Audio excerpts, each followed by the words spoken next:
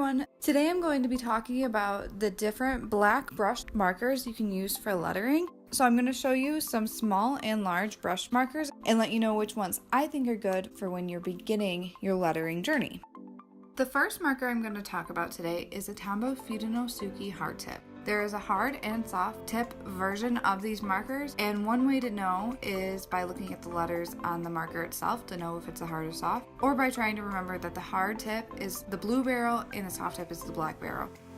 The Tumble Fudes are considered to be a small brush marker, and they're great ones for beginners. The tip itself is more firm than the soft tip, which means that you will have an easier time transitioning from heavy to light brushes when you're first learning brush lettering.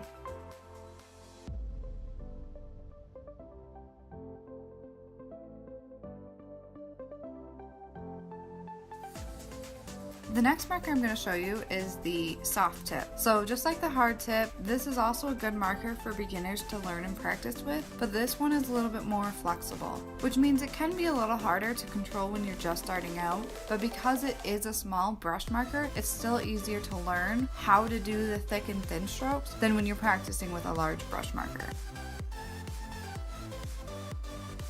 Now I'm going to be using the Pentel Sign Pen.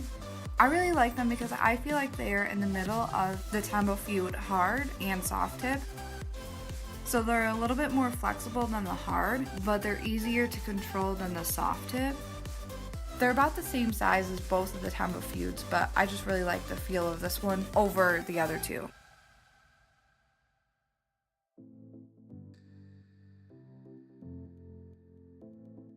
The Faber Castell brush is the one I'm going to show you next, and this brush is thicker than the previous three markers, but it's a pretty firm brush. I actually really like the Faber Castell brushes. I really don't think that these markers were designed for lettering, but they still work nonetheless. I would 100% recommend trying these brushes out because I really don't think that they get talked about a lot.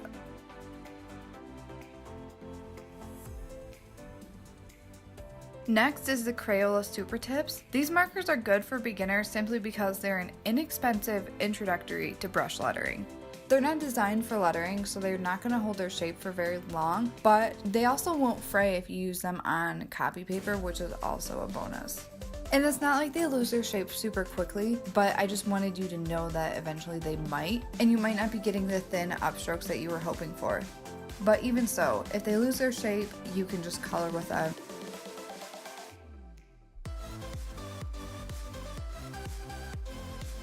Another brush that does not get mentioned ever is the Faber Castell Big Brush. The barrel is a lot thicker than any other brush marker I've ever used. The tip is super firm, so this means you're going to get the same thickness as the Tumble Dual Brush markers. I think these are such good markers and they don't get talked about a lot, so I definitely want you to try these out because these markers are designed for drawing and they're designed to last for years. I definitely think they step up to the game when it comes to lettering with them. And next, of course, is the Tumble Dual Brush marker. These markers are not as firm as the Faber Castell, although sometimes they are. You never really truly know what you're going to get when you get these markers. That's the only downfall to these markers. They're not consistent. I 100% would not start with the Tumble Dual Brush markers. You need to learn the fundamentals before you can use a marker like this, as well as like the Faber Castell Big Brush. I wouldn't start with a bigger marker. And last but not least is the Pentel Aquash Water Brush. I thought I was recording, but I wasn't, so I'm just going to show you what I did instead. So here's what it looks like, and you just fill the bottom portion up with water, and then you can see that the tip, it's like a paintbrush, but it's all one tip. Like the bristles don't come apart like a regular paintbrush does. And then you squeeze very lightly and you dip your water brush into the paint color that you want, and then you can just write like normal. Just know that it's not the same as a regular brush marker. You can see that you start to lose pigment towards the end of the word, which is kind of cool. With watercolors, you can mix all your colors, so this is kind of a fun technique to do. So I hope you enjoyed today's video and at the very least learned something new and are inspired to go try one of these pens out. If you're a beginner, I recommend starting with the Tumble Fude hard tips and then working your way down the line. I kind of have these in order of easiest to hardest, but really any of the first 5 are good beginner markers. And once you've practiced the strokes and you know when and where to lift your marker, then I would move on to larger brush markers. And as always, if you have any questions regarding lettering or entrepreneurship, please just leave a comment and let me know. If there's anything you're stuck with, I'd love to help you out. Have a great day!